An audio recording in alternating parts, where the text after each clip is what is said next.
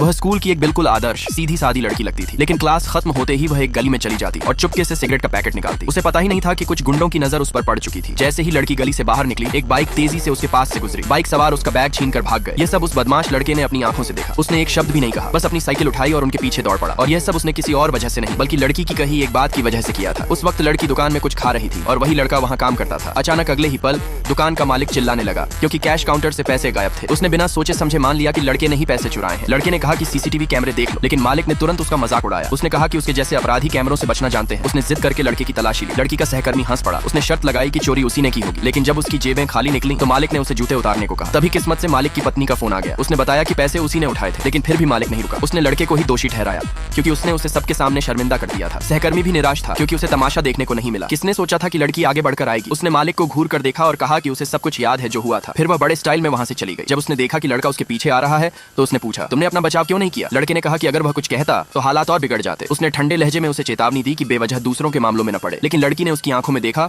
और बस एक ही बात कही, मरहम लगाना मत भूलना। उसकी यह छोटी सी चिंता लड़के के सूखे दिल पर मरहम जैसी थी, लेकिन वह पीछे मुड़कर देखने की हिम्मत नहीं कर पाया। वह साइकिल पर चला गया, ऐसे दिखाते हुए जैसे उसे कोई फर्क ही नहीं पड़ता।